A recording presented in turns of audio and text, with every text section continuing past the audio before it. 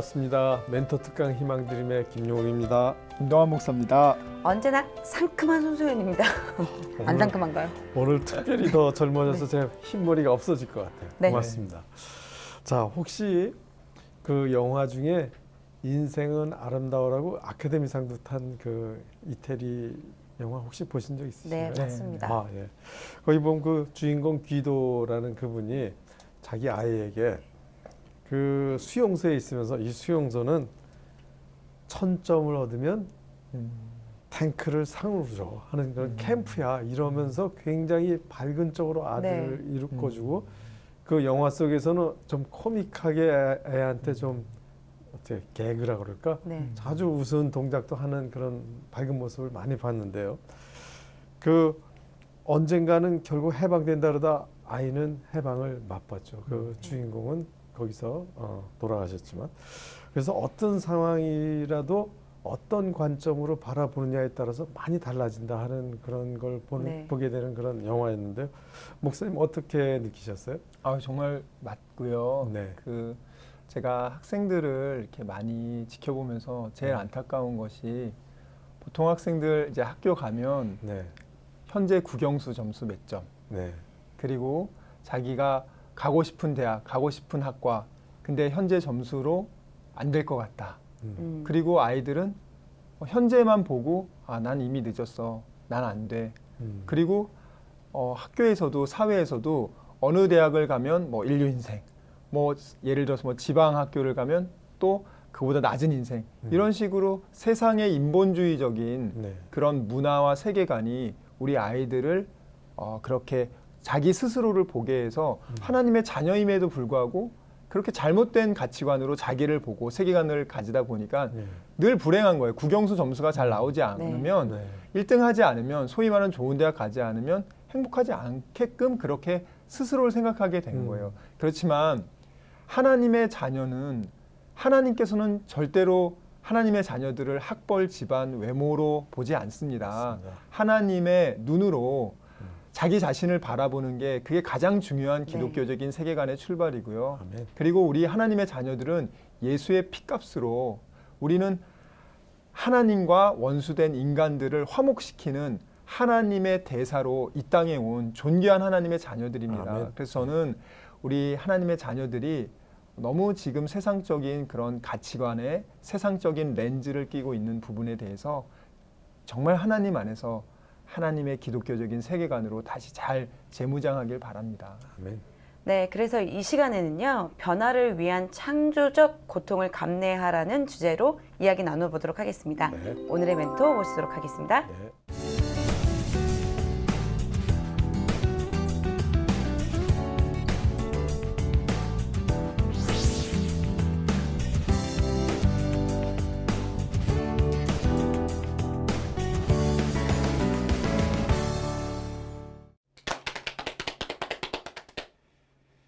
네, 안녕하세요. 노천상 목사입니다. 제가 청년 때 들었던 그런 얘기가 있습니다. 어떤 지도급 우리 목사님이셨는데요. 한국의 성도들은 생각은 불교식으로 하고 생활은 유교식으로 하고 또 믿는 것은 미신적으로 믿고 나가는 곳은 교회에 나간다라는 그런 말입니다. 참 이건 뼈아픈 얘기입니다. 우스운 얘기 같지만 사실 저도 그렇거든요. 그래서 우리가 이게 시간이 지나면서 한국 교회가 급속도로 성장을 했고 세계에서 유례를 찾아볼 수 없을 만큼 좋은 그런 영향을 미치고 있음에도 불구하고 오히려 선교 초기보다 이 교회의 도덕적인 영향력, 사회에 대한 영향력은 오히려 떨어지고 있는 이런 상황입니다. 선교 초기에 우리 한국 교회에 또 기독교에 희망이 있다라고 하면서 많은 젊은 청년들이 교회로 이렇게 몰려왔던 적이 있습니다. 그러나 선교 130년이 지난 오늘날은 어떻습니까? 온라인뿐만 아니라 오프라인에서까지 이런 안티 기독교 운동이 조직적으로 벌어지고 있는 이런 상황이 되었습니다. 참으로 가슴 아프고 뼈 아픈 그런 일이 아닐 수 없습니다. 이런 상황 속에서 참으로 우리가 모두 다 마음을 찢고 회개하고 참으로 하나님 앞에서 우리의 그 어리석음과 또 무지, 우리의 잘못을 회개하는 그런 일들이 있어야 될 것입니다. 사실 그 가운데에서도 특별히 무엇보다도 왜 이런 문제가 발생했을까라고 하는 것에 대해서 좀 더 깊이 있는 분석을 해야 될 때가 됐습니다. 오늘날 많은 분들이 인정하듯이 우리 한국 교회의 문제는 사실 신학의 문제입니다. 다시 말하면 하나님을 알지 못한다라는 것이죠. 교회와 성도들의 문제는 사실 어제나 오늘이나 항상 하나님을 알지 못한다라는 것에 문제가 있었습니다. 그러니까 하나님을 알지 못하는 것에서 호세아 시대처럼 정말 하나님을 힘써 알아야 됨에도 불구하고 하나님을 모르는 상황 속에서 이렇게 나름의 미신적인 상황 속으로 그냥 알지 못하는 것을 믿는 것과 같은 계시의 종교가 아닌 이런 상태로 지금 변화되고 있는 이런 상황을 보게 됩니다. 그래서 많은 사람들이 정말 하나님의 말씀을 따라서 주께서 원하시는 것을 하고자 하지만 주께서 뭘 원하시는지 우리 시대에 또 우리 각자에게 어떤 사명을 주셨는지 알지 못하는 이런 상황 속에 있는 것이죠.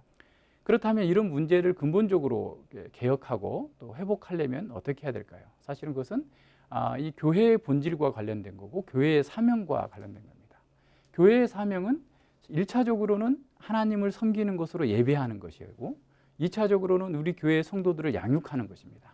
그러니까 성도들이 하나님의 사람답게 온전케 되어지도록 양육하는 것이 교회의 두 번째 사명이고 세 번째는 불신 세상을 향하여서 복음을 전함으로써 선교적 사명을 감당하는 것이죠. 그런데 이러한 선교적 사명 또 이 양육하는 것 또 하나님을 예배하는 것이 그 모든 것의 기초에 기독교 세계관, 다시 말하면 예수님이 가졌던 사고와 세계관을 가져야 된다는 겁니다. 그래야만 온전하고 바르게 이루어질 수 있는데 이 세계관을 갖지 못하다 보니까 사람들이 열심히 있고 나름대로 하려고는 하지만 결과적으로는 늘 이렇게 되지 않는 이런 상황들을 우리는 봐왔습니다. 그래서 우리는 모든 그 삶 속에서 성도들을 가르치고 또 우리가 배움을 받는 그 모든 것 속에서 성경에 흐르고 있는 관통 주제, 다시 말하면 예수님이 가지셨던 하나님에 대한 이해, 예수님이 가지셨던 세상에 대한 이해, 예수님이 가지셨던 그 형제와 교회에 대한 이해들을 우리가 함께 공유하지 않으면 그러한 교회적 본질과 사명을 온전하게 구현해낼 수 없다라는 것입니다. 그렇다면 어떻게 이 기독교 세계관을 형성할 수 있고 또 세울 수 있을까요? 간혹 이제 저한테 가끔 전화 오시는 목사님들이나 성도님들이 계시는데요. 그분들은 한 1년 내에 또는 어떤 단기간에 어떤 프로그램을 돌려가지고 기독교 세계관을 정립된 그런 성도들을 만들어줄 수 없느냐라고 이렇게 요구를 하게 됩니다. 그랬을 때 저는 그게 안 됩니다라고 얘기합니다. 왜냐하면 기독교 세계관은 그냥 있는 곳에서 바로 세워지는 게 아니에요. 왜냐하면 우리는 모든 사람은 사실 다 세계관을 갖고 태어났습니다. 이미 우리가 가지고 있는 세계관은 인본주의적 세계관을 가지고 있고 세상 추구적 세계관을 가지고 있어요. 다시 말하면 헌 집에다가 새 집을 지을 수 없는 거죠. 그래서 헌 집을 헐고 새 집을 지어 나가야 되는데 이 헌 집을 그냥 놔둔 채로 어떤 단기간의 프로그램만을 돌려가지고 이 집이 헐어지지 않는다라는 것이죠. 그래서 이 집을 허는 것, 이 작업이 굉장히 쉽지 않습니다. 다시 말하면 그것은 자기를 부정해내는 것이거든요. 하나님의 말씀 앞에서 우리가 가지고 있었던 잘못된 생각들, 잘못된 세계관들, 잘못된 추구들을 말씀으로 부셔뜨리고 거기에 예수님께서 가지셨던 세계관, 예수님께서 가지셨던 바로 그 세계관을 정립해 나가는 것은 쉽지 않은 기간이 걸립니다. 그래서 이 성경을 전체적으로 통전적으로 바라보면서 성경에서 가르치는 바의 그 하나님 나라의 원리, 하나님 백성의 삶, 하나님께서 기뻐하시는 교회적인 원리와 교회적 삶들이 무엇인지를 전체적으로 쭉 꿰뚫어서 아는 통전적 지혜가 필요한 것이죠. 우리가 구구단을 5단까지 열심히 외웠어요. 그러나 5단까지 외워가지고서는 곱셈, 나눗셈, 방정식 할 수 없습니다. 다 외워야 돼요. 9단까지 외워야 곱셈, 나눗셈 할 수 있는 거예요. 그러니까 성경적 삶을 산다라는 것도 일부 성경만 가지고서 그걸 가지고 다 성경적 삶을 살 수 있다라고 하는 것은 사실 순진한 생각인 거죠. 그러니까 성경 전체를 관통하는 주제인 바로 성경의 교리를 공부해야 됩니다. 그래서 이 성경의 교리를 온전하고 바르게 공부하는 것을 통하여서 기독교 세계관을 정립해야 되기 때문에 사실은 시간이 걸리고 어려움이 있는 것이죠. 그래서 그러한 교리를 통하여서 이 세상과 역사를 다시 한번 조망해 볼 수 있는 그런 그 기회를 가져야 됩니다. 그래서 하나님은 누구시고 하나님 앞에서 우리는 누구고 이 역사는 무엇이고 역사의 끝은 또한 어떻게 될 것인지 그리고 그 역사 가운데서 우리는 어떤 사명과 소명이 있길래 이 자리에 하나님께서 두셨는지 이런 부분에 대한 분명한 이해를 갖고 있는 것이야말로 우리가 이 세상 세계관을 오히려 부정해내고 하나님께서 기뻐하시고 하나님께서 원하시고 하나님께 합당히 행하는 그리스도인의 삶을 살아갈 수 있는 것이죠. 그러니까 이러한 부분들을 너무 가볍게 너무 작게 생각해서는 안 돼요. 그래서 시간이 걸립니다. 시간이 걸린다라는 것을 분명하게 이해를 해야 됩니다. 그렇지만 이렇게 공부하신 분들은 굉장히 튼튼한 그런 그 삶을 살 수 있어요. 그러니까 하나님의 말씀에 근거해서 모든 것들을 해석할 수 있고 말씀에 근거해서 자신을 내가 하나님 앞에 드리는 굴복하는 그런 삶을 통하여서 어떠한 유혹과 어려움에서도 이겨낼 수 있는 그런 힘을 갖게 됩니다. 그리스도인의 힘은 외부에 있는 것이 아니에요. 우리 안에 그리스도 형상이 얼마만큼 이루어졌는가에 따라서 그리스도인의 힘은 나타나게 되어 있습니다. 그래서 기독교 세계관을 정립하는 것은 그냥 여러 가지 프로그램 중에 어떤 하나가 아니라 기독교 세계관이야말로 우리가 예수님의 제자로서의 삶을 사는 아주 유일하고 복된 길이다라고 하는 사실을 기억해야 됩니다. C.S. 루이스가 말한 것처럼 우리 하나님께서는 우리 자녀들에게 궁전에서 살기를 원하십니다. 아주 아름다운 궁전에서 복되게 살기를 원하시는데 우리는 자꾸 옛날 초가집에서 살고자 하는 것이죠. 그냥 이대로가 좋사오니 그냥 내비두세요. 저는 구원받은 것으로 좋게요. 라는 그런 삶인 거죠. 그러나 그렇게 해서는 안 됩니다. 우리가 그렇게 하는 것은 우리의 정체성, 우리가 하나님의 자녀라고 하는 이 빛으로 돌아온 하나님의 백성이라고 하는 놀라운 정체성을 부인하는 것이고 하나님의 부요하심을 어떻게 보면 먹칠하는 거예요. 하나님이 영원하시고 부유하신 그런 하나님이신데 그 하나님의 자녀가 오두막 집에서 썩어져가는 집에서 사는 거야말로 정말 말이 안 되는 것이죠. 그래서 우리는 이 과거의 세계관, 옛 세계관, 세상 추구적 세계관을 허물어내고 그리스도의 집으로 그리스도의 기독교 세계관으로 바뀌는 이 궁전으로 나와야 됩니다. 궁전으로 나올 때 우리야말로 진정한 행복과 기쁨과 자유를 누릴 수 있게 돼요. 그런데 그 과정이 어렵고 힘들다라는 겁니다.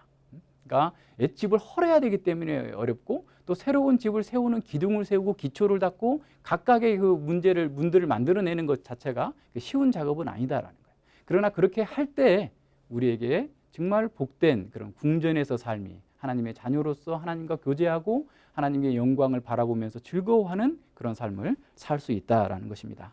그래서 기독교 세계관을 정립하는 데 있어서는 지름길이 없다라는 사실을 기억해야 됩니다. 빠른 시간 내에 단기적으로 그 문제를 풀어낼 수 없어요. 하나님은 우리는 조급하기 때문에 사실은 우리가 원하는 것을 단시간에 빨리 끝내서 뭔가를 막 하기를 원하지만 하나님께서는 우리의 그런 마음을 아시지만 우리에게 하나님 자신을 맞추시지 않습니다. 하나님의 뜻을 또는 하나님의 그 진리를 또는 줄여서 이만큼만 알아도 된다라고 말씀하시지 않아요. 하나님의 뜻을 온전히 우리가 깨달아 나가는 그 과정 자체는 굉장히 어렵지만 그것 속에서 튼튼하게 세워지는 그런 일들이 우리에게 필요하다라는 겁니다. 따라서 우리가 하나님 앞에서 하나님께서 원하시는 삶, 하나님께서 기뻐하시는 삶, 하나님과 동행하는 삶을 살려면 하나님께 대하여 시간을 바쳐야 됩니다. 하나님께 대하여서 우리의 열정을 바쳐야 돼요. 성경을 공부하고 하나님의 말씀을 교리를 공부하고 기도하는데 열정과 시간을 바치지 않는 사람이 위대한 성도로서 산 경우는 한 번도 없습니다. 우리는 우리가 그렇게 하지 못하기 때문에 안 된다라고 할 것이 아니라 지금부터 우리는 해야 됩니다. 하나님의 말씀을 차근차근 체계적으로 교리를 공부하는 것을 통해서 하나님께서 원하시는 그 일을 할 수 있습니다. 만약에 여러분들 속에 기독교 세계관이 정립되어 있다고 한다면 어떠한 상황에서 두려워하지 않습니다.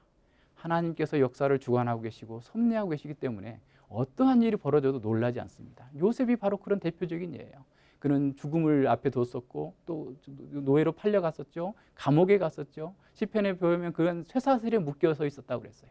그럼에도 불구하고 그는 기독교 세계관을 가진 거예요. 그래서 그 속에서 하나님의 영광을 나타내고 하나님의 때가 이루어지기를 기다린 거예요. 기독교 세계관을 가진 사람은 언제나 행복합니다. 항상 기뻐하고 감사할 수 있어요.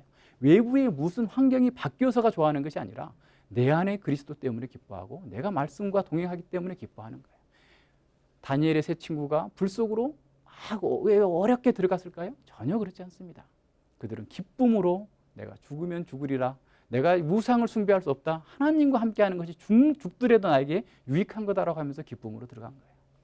사도 바울이 모든 사역을 하는 가운데에서 그렇게 엄청난 고난을 당했지만 그를 지배하는 것은 기쁨이었습니다. 기독교 세계관을 가진 사람은 항상 기뻐할 수 있고 감사할 수 있고 능력 있는 삶을 살 수 있습니다. 기독교 세계관을 가졌기 때문에 그 사람은 세상의 유혹에 대해서 흔들리지 않습니다. 어떠한 어려움이 있어도 그는 그리스도답게 그리스도의 작은 그리스도로서 하나님의 말씀을 구현하면서 하나님의 영광을 위해서 이웃의 복지를 위해서 교회의 온전한 사명을 회복하기 위해서 열심히 일하고 행동하는 그런 사람이 될 것입니다. 그 사람이 가는 곳 바로 그곳에서 하나님의 자유와 평강과 안식의 복음이 증거되어지는 거예요. 그 사람이 있는 곳으로 인해서 그의 가정과 그의 회사와 그의 삶 모든 영역 속에서 하나님의 주권과 하나님의 나라가 이루어지는 거예요. 그렇게 아름답고 복된 삶을 살게 해주는 것, 기독교 세계관을 정립하는 것은 이것은 선택이 아니라 필수입니다. 여러분 모두에게 힘들고 어렵지만 정말 하나님의 말씀을 체계적으로, 교리를 체계적으로 공부하는 것을 통하여서 하나님께서 기뻐하시는 세계관, 예수님을 닮은 세계관을 가지고 이 세상을 이기고 하나님의 영광을 드러내시기를 주님의 이름으로 축원합니다. 네, 감사합니다.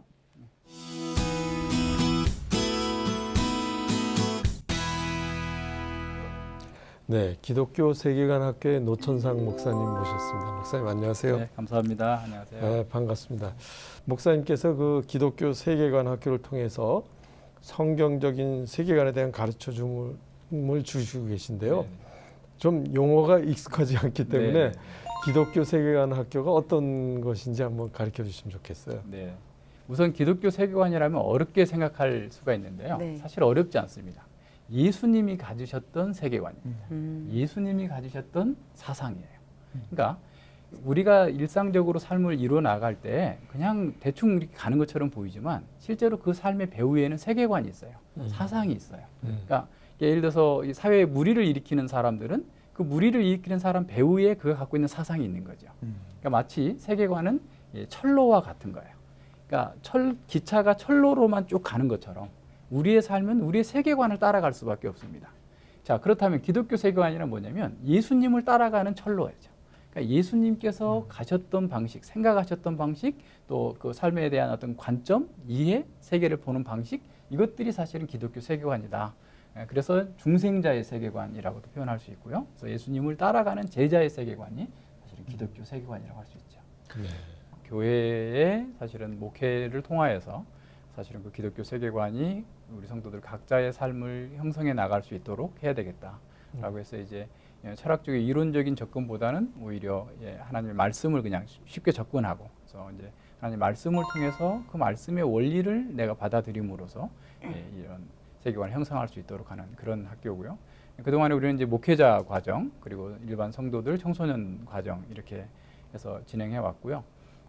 또 동영상 강좌를 통해서 이제 해외에 있는 선교사님들, 또 지방에 있는 성도님들이 거기에 이제 많이 접속해서 공부하시는 것을 통해서 정말 그 우리의 그 작은 헌신이지만 또 적지 않은 사람들이 자유를 누리고 기쁨을 누리는 그런 과정을 지금 진행해 오고 있습니다.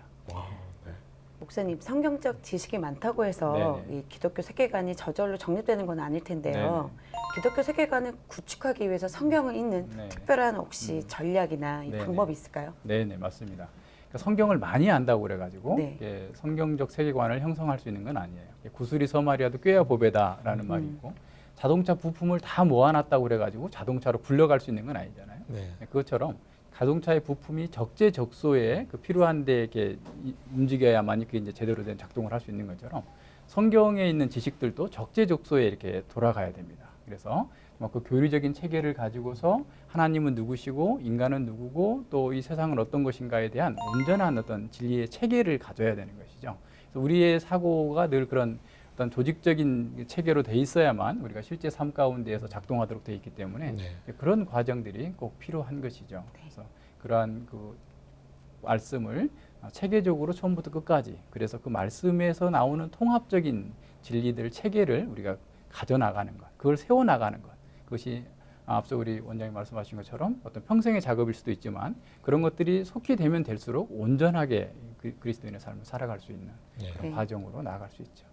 과연 우리가 일상의 삶 속에서 그 세상 문화의 세계관이 더 익숙하고 우리 믿음의 학생들조차도 맞습니다. 우리 생물 시간에 진화론을 마치 팩트인 것처럼 그렇게 배우는 이 세계관 속에서 우리 청소년들이 어떤 식으로 그 세계관을 잘 지켜야 할까요? 우선 이제 그런 그 세계관을 정립하기 위한 가장 기본적인 단계가 있는데요. 앞서 말씀하신 것처럼 창세기가 모든 것의 기본입니다. 사실은 인간의 기본, 사회의 기본, 역사의 시작, 언약의 시작, 죄의 시작, 모든 그 타락의 시작이 다 창세기에서 시작되고 있거든요. 그렇다면 이 창세기에 있는 중심적이고 핵심적인 것들을 잘 찾아가야 돼요. 사실은 세계관을 청소년들이 갖기를 원한다고 그래서 세계관 강의에서 세계관이 형성되는 게 아니라 사실은 세계관을 이루고 있는 가장 중심적인 뼈대들이 토대가 있어요. 인간이란 무언가, 또 인간이 함께 살고 있는 이 사회 공동체는 무엇인가, 그리고 사람들이 과거로부터 현재 미래까지 살아가게 될 그 역사는 도대체 무엇인가에 대한 종합적이고 통합적인 토대가 있어야 거기에서 내가 지금 이 세상의 물결과 문화에 대해서 일단 이해를 할 수가 있어요. 왜 저 사람들은 저렇게 살 수밖에 없고 우리는 또 왜 다르게 살아야 되는가에 대한 것이 사실은 창세기에 다 나와 있습니다.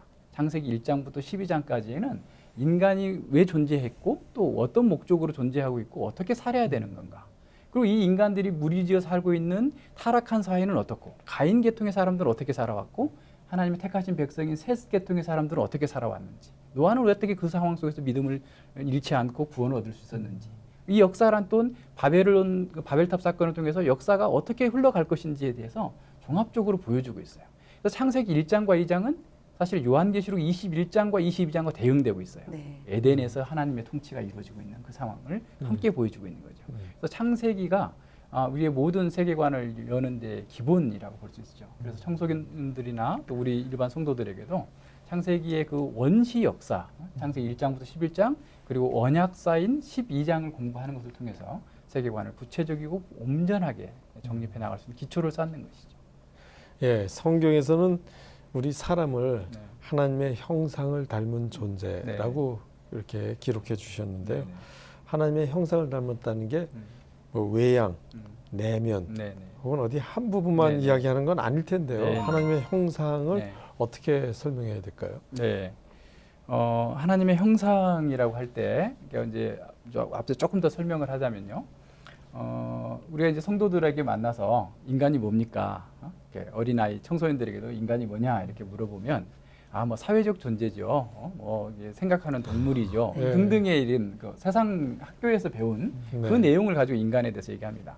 그럼 그렇게 인간을 이해하게 되면 근본적으로 그 사람의 삶의 방식, 사고 방식, 세계관도 세상 세계관을 그대로 가지고 있는 거예요.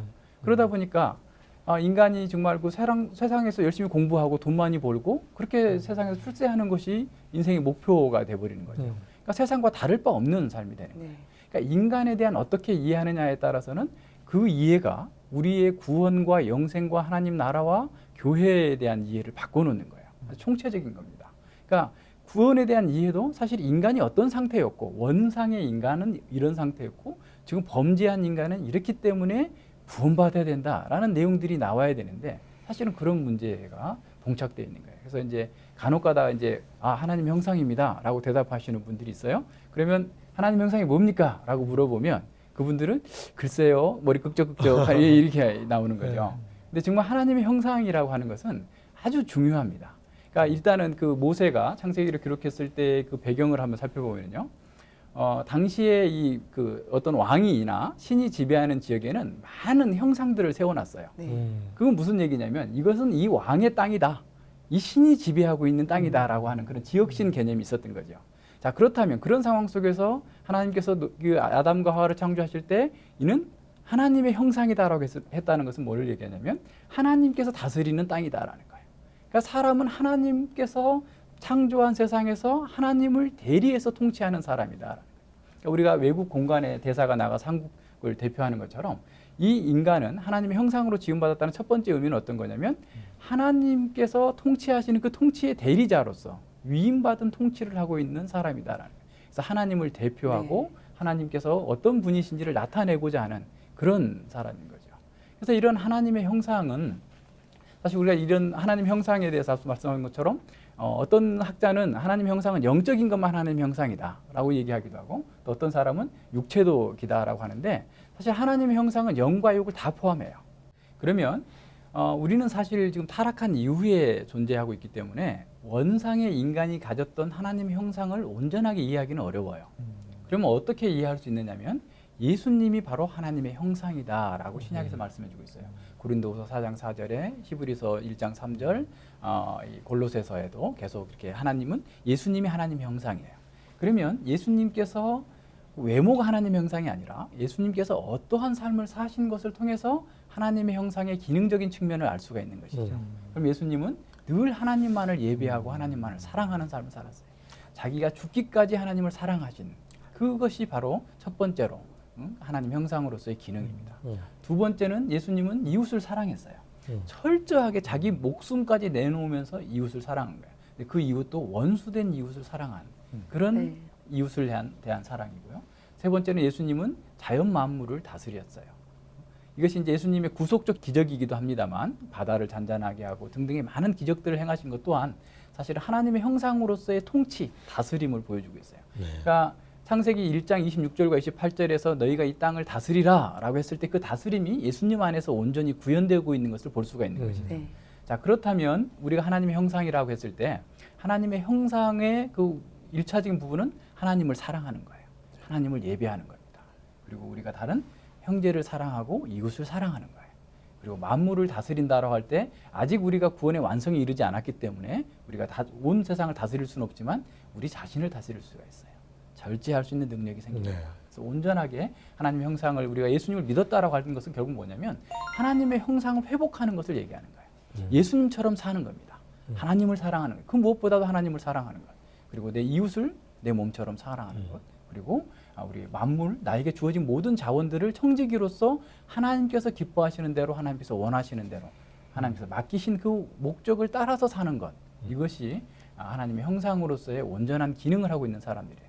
그래서 우리 예수님을 믿어서 하나님 형상을 회복했다라는 것은 결과적으로 그 상태로 계속 가야 되는 거예요. 갈수록 하나님을 더 사랑하는 사람이 돼야 되고 갈수록 이웃을 사랑하는 사람이 돼야 되고 갈수록 자신을 잘 절제하고 자신에게 있는 모든 자원들을 주께서 원하시는 대로 네. 사용할 수 있는 선한 청지기, 지혜로운 청지기 이것이 되는 것이 사실은 하나님의 형상입니다. 이 게할더스 보스라고 하는 학자는 하나님의 형상에 대해서 네 가지로 얘기를 했어요. 첫째는 영성이다. 하나님과 영적인 교제를 가능한 영성이고요. 두 번째는 도덕성이다. 그러니까 도덕적으로 하나님 앞에서 거룩한 삶을 사는 것이죠. 네. 세 번째는 합리성이에요. 합리성, 합리적인 사람. 그리고 창조성이에요. 그러니까 하나님이 창조주인 것처럼 인간은 창조적 활동을 하도록 돼 있었던 거예요. 그래서 이러한 하나님의 형상은 어떻게 보면 통합적으로 이루어진 겁니다. 그러니까 영성은 뛰어난데 비합리적인 사람은 그거 아닌 거예요. 네. 그러니까 영성이 뛰어날수록 합리적인 사람이고 도덕적인 사람이고 창조적인 사람이에요. 그러니까 우리가 하나님 앞에서 영적으로 깨끗해지고 온전해지고 바르게 되면 하나님을 닮기 때문에 더 창조적인 사람이 되고 더 합리적으로 모든 일들을 잘 분별해내서 처리할 수 있는 사람이 되고 아멘. 더 도덕적인 사람이 되는 거예요. 아멘. 그래서 이제 하나님 형상에 대해서 잘못 이해하신 분들은 자기는 영적으로 대단하다라고 하면서 비도덕적인 삶을 사는 거예요. 그것은 사실 하나님 형상의 회복이 아니라 왜곡되어 있는 그런 모습이라고 생각할 수 있죠. 네. 그래서 우리는 하나님의 형상으로서의 우리의 몸과 영혼과 모든 것들이 정말 하나님을 사랑하고 이웃을 사랑하고 또 우리에게 주어진 모든 것들을 이렇게 잘 다스려서 주의 영광을 드러내는 삶을 사는 것 이것이 하나님의 형상이라고 볼 수 있습니다. 네. 인간이 얼마나 존귀한 존재인지 깨닫게 네. 되는데요. 네, 네. 다른 이들을 대하는 교훈의 말씀인 것 같아요. 네, 맞습니다. 그렇다면 언제나 존귀하게 대해야겠죠? 그렇죠. 네. 우리가 하나님의 형상이라고 사람을 이해하지 않을 때 사람에 대해서 굉장히 어떤 도구주의화 됩니다. 네. 사람들을 이용해 먹는 거죠. 그러니까 사실은 하나님의 형상이라고 하는 것은 하나님처럼 대해줘야 된다는 거거든요. 네. 물론 이제 타락한 이후에 인간의 형상이 하나님의 형상으로서 많이 왜곡되고 변질된 건 사실이에요. 그럼에도 불구하고 성경은 창세기 9장에서나 야고보서에서 그런 사람마저도 하나님 형상이다라고 얘기합니다. 그래서 타락했기 때문에 하나님 형상이 왜곡되고 이렇게 이지러지고 부패된 채로 있는 것이지 사라져버린 게 아니에요. 만약에 인간이 하나님 형상이 사라져버렸다면 그건 인간으로서 삶을 살지 못하는 거죠. 오히려 짐승처럼 살겠죠. 네. 근데 그들은 여전히 영적으로 죽어있지만 영혼을 갖고 있고 여전히 하나님 형상이에요. 그래서 그 하나님 형상인 사람을 저주하는 것은 하나님을 저주하는 거예요. 하나님 형상인 사람을 죽이는 것은 하나님을 죽이는 것과 마찬가지의 삶인 거죠. 그래서 우리의 이 하나님 형상으로서의 인간을 이해하는 것은 사실 생명 존중의 사상으로 갑니다. 그래서 약자든 병든 자든 어려움에 처한 자든 장애인이든 심지어 태아까지라도 우리는 그 생명을 존귀하게 여겨야 돼요. 그래서 이 낙태는 사실은 살인 행위와 똑같습니다. 네. 이런 면에서 우리가 진정으로 하나님 형상으로서의 인간을 이해하는 것은 아주 중요하다라고 생각할 수 있습니다. 목사님 성경을 읽거나 네네. 공부할 때 네. 많은 분들이 네. 좀 이해가 잘 안 되거나 혹은 너무 기적이 많다, 네네. 초자연적이다. 네. 그렇게 생각하시고 그냥 신화다 이 부분은. 네네. 그리고 이 부분은 좀 빼고 네네. 읽어야겠다. 네네. 그런 네. 분들이 계시는데요. 네네네. 그런 부분은 어떻게 해야 할까요? 네네. 우리가 이런 이렇게 우리는 너무나 이제 어떤 자연과학의 그 사고에 익숙해져 있기 때문에 이게 과학이라고 하면 또 진리라고 생각하고 네. 과학이 아닌 것은 또 이렇게 안 있는 거라고 생각하는 거죠. 그런데 이성 만능주의의 영향을 우리가 지금 여전히 받고 있어서 그런데요.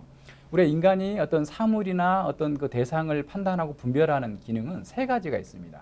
첫 번째는 오감각이 있고 네. 또 하나는 이성이 있고 하나는 영이 있어요. 이 오감각은 우리가 보는 것으로, 만지는 것으로, 냄새 맡는 것으로, 듣는 것으로 사물의 진위를 판단하는 거죠. 이성은 이 논리적인 사고를 해가지고 정말 이것이 옳고 그른지 합리성을 따져서 이게 진위를 구별하는 것이죠. 그리고 영은 영적인 세계를 분별하는 그런 그 판별 기관인 거죠. 그런데 인간이 죄로 인해 죽게 되자 이 영의 기능이 앞서 얘기한 것처럼 인간의 형상처럼 하나님 형상처럼 인간이 왜곡되어져 있는 거예요. 그러니까 영이 온전한 기능을 못하는 거죠. 그래서 이제 신학자들은 영적 사망이다라고 하잖아요. 그러니까 영이 제 기능을 못하고 있는 그 상황이 영적 사망인 상태죠.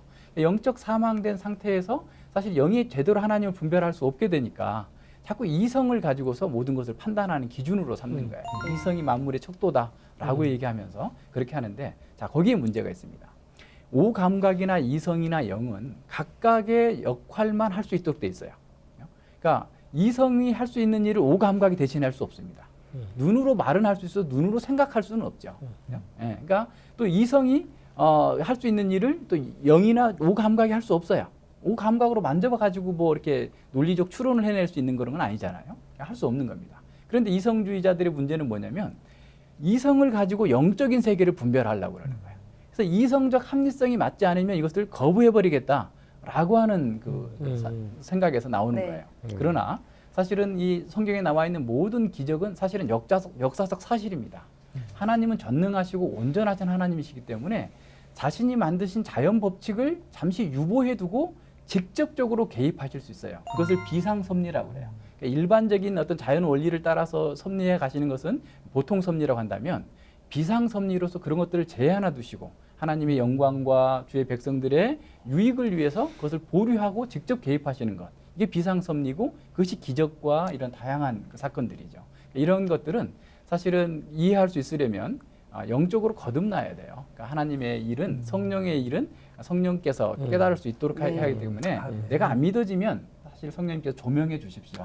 겸손하게 기도하고 또 내가 영적으로 이게 문제가 영적 실상이 없어서 그런 것이 아니라 내가 영적 실상을 못 보고 있다라는 거야. 그러니까 밖에 아무리 불이 밝게 켜져 있어도 내가 어두우면 아무 빛이 없는 것처럼 하나님께서 그 영적 실상이 있어요. 분명하게 우리 지금 물리적 실체보다 더 분명한 영적 실상이 있음에도 불구하고 자기가 못 보기 때문에 그래요. 그래서 성령님께서 내 눈을 열어주셔서 이런 하나님의 모든 복된 진리를 깨달을 수 있도록 인도해 주시기를 기도해야 되는 거죠.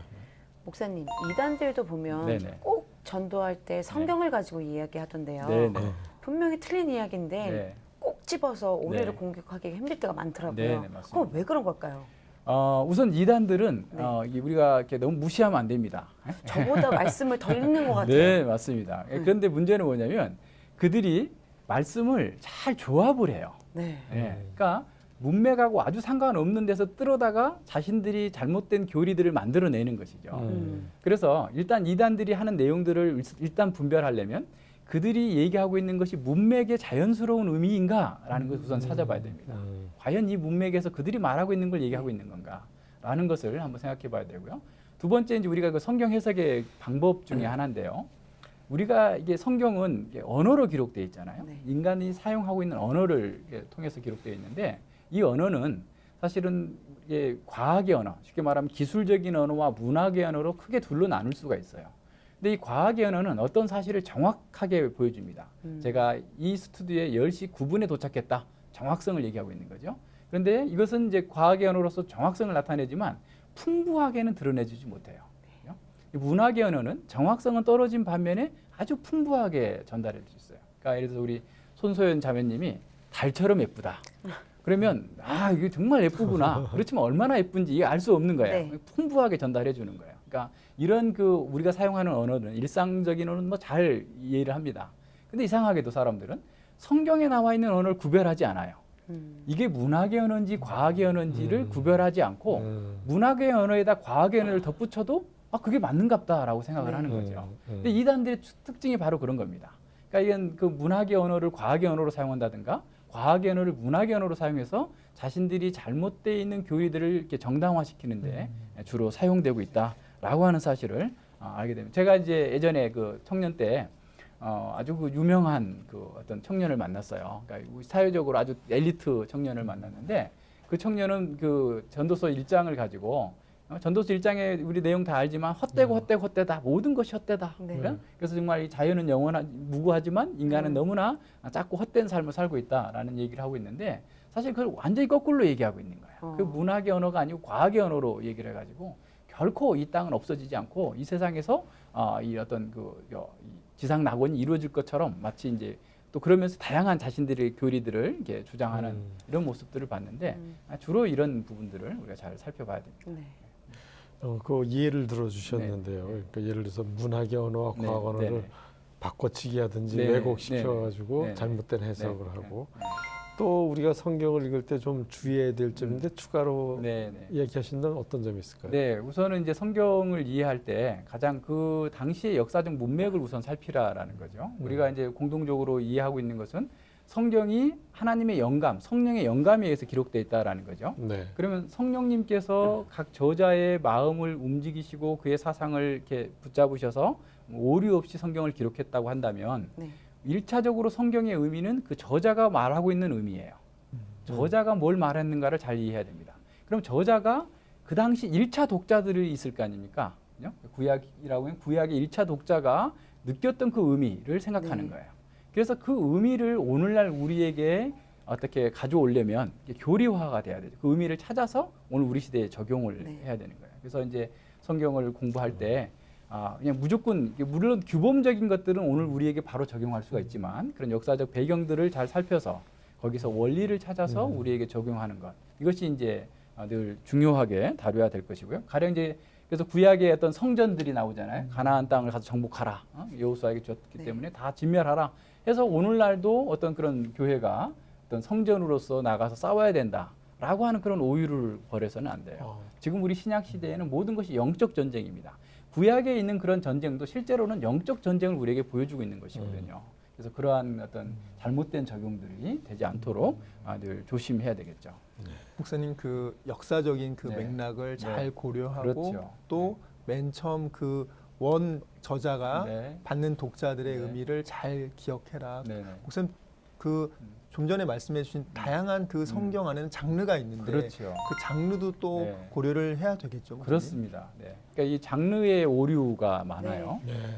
우리 이제 쉽게 과일 바구니를 한번 생각해 봅시다. 과일 바구니에 뭐 메론도 있고 참외도 있고 수박도 있고 사과도 있고 포도도 있고 이렇게 아주 한 바구니에 과일 바구니에 있다면 그것을 각각의 먹는 방법이 달라요. 그죠? 수박도 잘라서 먹어야 되고 동일하게 하지 않거든요. 성경에도 마찬가지예요. 성경은 마치 다양한 장르가 모여 있는 그러한 과일 바구니와 같은 그런 책입니다. 성경에는 시도 들어 있고요. 그리고 역사도 들어 있고 또 법도 들어 있고 다양한 그 계시도 들어 있고 묵시도 들어 있고 이런 각각의 그 장르에 맞게 그 본문을 봐야 돼요.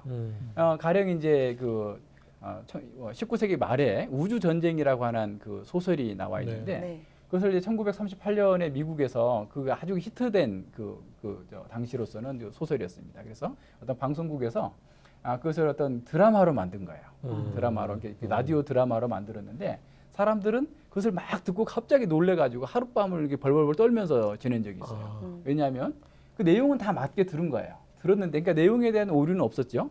근데 그것을 뉴스로 알아들은 거예요. 공상과학 소설이 아주 리얼하게 방송이 되면서 드라마로 보면서 뉴스인 줄 알고 사람들이 하룻밤 동안 고생했다라는 그 말이 있는데 마치 그런 겁니다. 그러니까 성경에서 시를 법으로 해석한다든가 법을 또 시처럼 해석하게 되면 그와 같은 오류를 범할 수 있죠. 목사님께서 성경의 핵심 교리를 통해서 기독교 세계관에 대한 가르침을 주시고 계신 것처럼 목사님의 삶 속에서도 그러한 성경적 가치관을 가질 수 있도록 지금까지 또 영향을 주신 멘토분이 계실 거라고 생각하는데요. 어떤 분이 계신가요? 네, 뭐 저에게 참 감사한 것은 참 좋은 멘토들이 많이 계셨고 지금도 계시다라는 겁니다. 근데 그 중에 그 두 분만 말씀드리자면, 저는 로이드 존스 목사님을 아주 이렇게 만났는데요.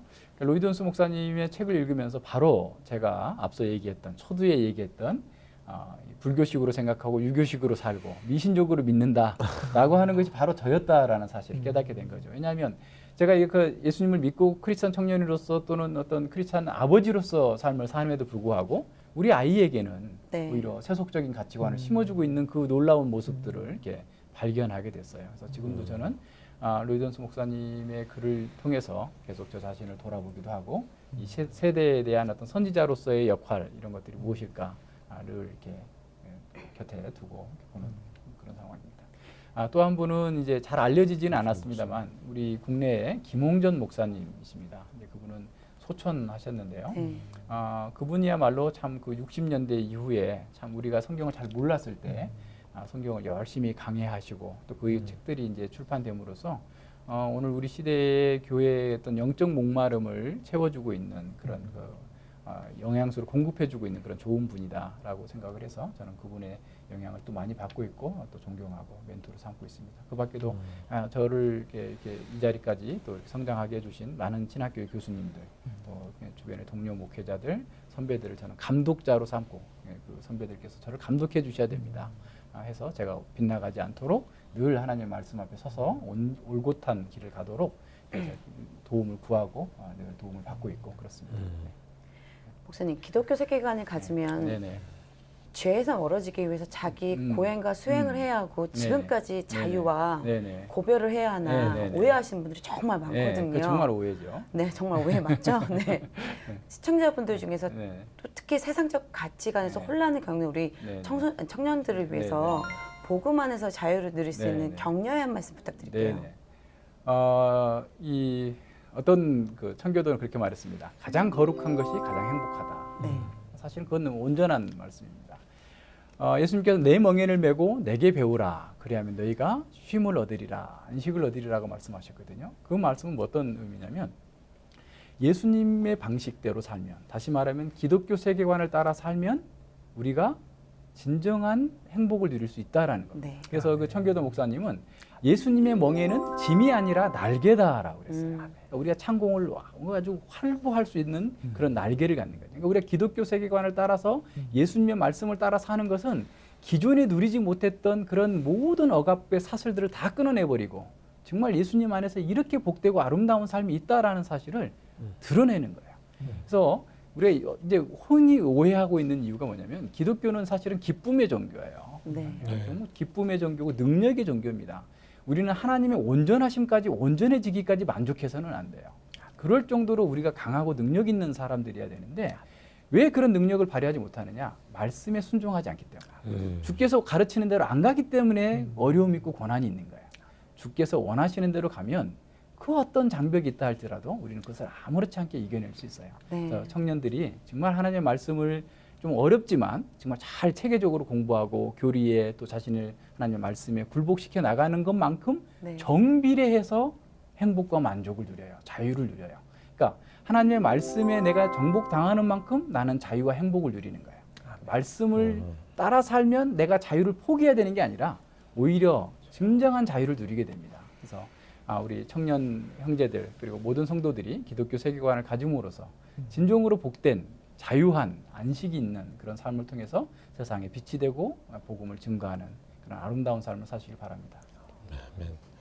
네, 목사님 말씀처럼 정말 우리가 그 자신을 얼마나 내려놓고 얼마나 주님으로 바꿔서 채우느냐에 따라서 이 기독교 세계관이 채워지는 건데 너무 조급하면 안 되겠다. 그렇습니다. 정말 차근차근히 쌓아가야 되겠다는 교훈과 가르침을 받게 되는 귀한 시간이었습니다. 오늘 좋은 말씀 감사합니다. 네, 감사합니다.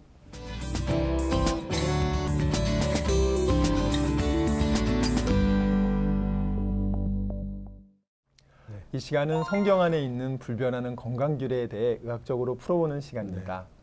원장님, 제가 한 일간지에서 봤는데요. 네. 나쁜 말이 신체적 건강에도 악영향을 미칠 수 있다는 글을 봤는데요. 네. 막말 때문에 스트레스를 받거나 우울해질 수 있다고 생각하는데요. 그것이 육체적인 질병에까지도 이어질 수 있나요? 아, 그렇습니다. 참 무서운 얘기입니다. 네. 사실 이제 특히 남자들 세계 혹은 젊은 그 학생들 세계에서는 친하면은 막말을 해야지 친한 것 같이 이렇게 이제 이 세상적인 어떤 그 흐름이 있는데 사실 막말은 무서워요. 네.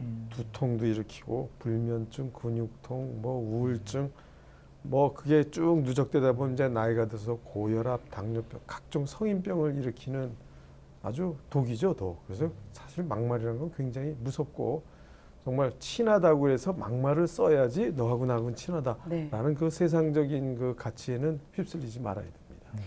스트레스 위험, 스트레스 장염이 네. 그런 류의 질병들이요. 네. 그 어떻게 만성 질환까지 가는 거죠? 근데 이 참 그 나쁜 말, 네. 막말 혹은 그 미움을 가지고 찌르는 말들이 사실 우리가 보면 금방금방 반응이 돼요. 그러니까 예를 들어서 미워하는 말을 하면 눈으로는 안 보이지만 그걸 측정을 해보면 뇌파를 측정해보면 우리 나쁜 말을 하거나 나쁜 말을 들었을 때 뇌파에서 베타파라는 게 확 보여요. 베타는 우리가 불안하거나 뭐 이럴 때 나타나요. 네. 그런데 조용하게 있고 예를 들어서 찬송하고 기도하고 그럴 때는 알파파, 뭐 집중하고 좋을 때. 그러니까 우리 김동환 목사님 학생들 가르칠 때 먼저 기도하고 예배할 때 애들이 뇌파가 알파파로 쫙 바뀌는 거예요. 그러니까 그 상태에서 공부하면 그 다음에 훨씬 잘하잖아요. 근데 그 막말을 올 때는 뇌파가 변하는 거예요. 쫙 집중할 때 필요한 알파파나 베타파라는 그런 것들이 없어지거든요. 근데 그랬을 때 또 예를 들어서 엄마나 혹은 선생님이 격려해 주는 말, 뭐 이런 말을 하면 또 그게 바뀌어요. 그러니까 그게 그런 뇌파의 변화가 있고 뇌파의 변화가 있으면 그 다음에 우리 몸에 신체적인 변화 중에 호르몬의 또 변화가 옵니다. 그 호르몬의 변화가 오면서 심장이 뛰기도 하고 코티졸이라는 호르몬이 나와서 자꾸 무슨 혈당이 올라가고 몸이 붓고 그래서 한번 말로 상처를 입은 게 굉장히 오래 가잖아요. 네. 근데 그게 실제적인 그 신체 증세도 일으키고 뭐 어린 학생들이 뭐 위궤양이 있다, 위가 쓰리다 이런 것도 다 말에 의한 상처일 경우가 굉장히 많습니다. 원장님, 충격적인 말을 들으면 이렇게 막 정신을 잃는 경우도 있는데 네. 그것과도 이렇게 연결될 수 있나요? 물론입니다. 그래서 이제 의학적으로 고혈압, 당뇨 있고 뭐 예를 들어서 뇌 이 혈관에 이렇게 꽈리 같은 게 있는 뇌동맥류가 있는 사람한테 폭언이나 심한 말을 준다. 절대 삼가라 그러죠. 쓰러질 수가 있습니다. 네. 정말로 쓰러질 수가 있어요. 그래서 그 심근경색이 있는 분들이 우리 영화나 이런 데 보면 무슨 얘기 듣다가 확 쓰러지고 이럴 정말 심할 때는 뭐 생명을 잃기도 하잖아요. 그런데 그게 의학적으로 보면 상처 주는 말, 심한 말을 했을 때 뇌 구조 중에 편도체라는 그 구조가 있는데 저장이 돼요. 그래서 예를 들어서 의학적으로 해서 우리가 상처가 났다. 여기가 찢어졌다. 그러면 꼬매고 나면 대개 한 2주 이내에 시법을 뽑잖아요. 근데 이거는 2주 이내에 뽑아지지가 않아요. 훨씬 더 오래 갑니다. 그래서 참 그 말이라는 게 얼마나 조심해야 되고 좋은 말을 해야 되는 게 건가 참 의학적으로도 증명이 되고 저도 지나간 날을 생각해 보면 아 내가 그 전에 부주의 말을 했는데 혹은 가까운 사람 혹은 가족들에게 내가 부주의 말을 했구나 하고 회개될 때도 있습니다. 그래서 성경에도 늘 얘기하잖아요. 그 죽고 사는 것이 혀의 힘에 달렸으니 혀를 쓰기 좋아하는 자는 혀의 열매를 먹으리라. 그 말의 영향을 받아서 또 우리 마음이 결정되잖아요. 네. 마음의 즐거움은 양약이라도 심령의 근심은 뼈를 마르게 하느니라. 그래서 정말 성경에서 말씀해 주시는 게 늘 우리 혀를 조심하게 하고 좋은 말을 통해서 좋은 생각을 갖추게 하는데 그게 역시 의학적으로도 더 증명이 된다 이렇게 생각이 듭니다. 가까운 사람에게 오히려 좋은 말을 안 할 때가 많은데요. 네. 원장님 말씀 들으니까 항상 말 조심해야겠다 생각 드네요. 네. 네. 네, 이 시간에는 변화를 위한 창조적 고통을 감내하라는 주제로 노천상 목사님과 이야기를 나눠봤는데요. 참 이게 우리가 세상을 살면서 그 성경적인 세계관을 가질 때와 성경을 떠난 인본적인 세계관을 가질 때와 사람이 생각하는 사고방식, 나타나는 품성, 결정 이게 아주 어마어마하게 달라지겠구나 하는 걸 느끼게 되는 시간이었습니다. 목사님 오늘 어떠셨나요? 네, 저도 오늘 강의를 들으면서 네. 요즘 시대가 우리가 하나님을 믿는 하나님의 백성조차도 하나님도 섬기지만 세상의 방식도 함께 섬기는 모습을 네. 보게 됐습니다. 네. 열왕기하 17장에 보면 동일하게 하나님이 말씀하세요. 너희가 하나님도 섬기지만 세상의 문화도 같이 섬기는구나. 네. 근데 하나님께서 뭐라고 말씀하시냐면 오직 하나님만 섬겨라. 하나님만. 계속 하나님이 네. 말씀하시더라고요. 네. 너희들이 하나님만 섬길 때 가장 행복한 것이다. 아멘. 오늘 강의 중에서도 거룩하게 사는 것이 사실 가장 행복한 것이다. 아멘. 하나님 말씀대로 사는 게 멍해가 아니라 우리의 날개다. 아멘. 정말 우리 이 방송을 보시는 귀한 믿음의 우리 가족들, 하나님 말씀은 우리의 멍해가 아니라 우리의 날개입니다. 아멘. 우리가 힘들어도 우리가 영으로서 몸의 행실을 죽일 수 있습니다. 꼭 기도하시고 말씀 순종해서 우리 하나님 안에서 행복하게 살길 바랍니다. 아멘. 오늘 손자면 어떠신가요? 목사님 말씀을 통해서요, 반성과 도전을 하는 시간이 됐는데요. 제가 말씀 안에서 온전히 순종한다고 생각했는데 정말 그렇지 않더라고요. 네. 정말 주님 말씀 안에서 정말 주님 말씀만 따라서 살아가야겠다. 정말 열심히 제가 주님을 찾아야겠다는 생각을 하면서 도전받았습니다. 네. 물론 우리 세상은 그 마귀에 속해 있어서 수많은 도전이 있지만 우리가 예수님 안에서 넉넉히 이길 수 있다는 자신감을 가지고 승리하는 삶을 살아야 되겠다는 다짐을 하게 됩니다. 그럼 저희는 다음 이 시간 또 다른 멘토를 모시고 찾아뵙도록 하겠습니다. 감사합니다.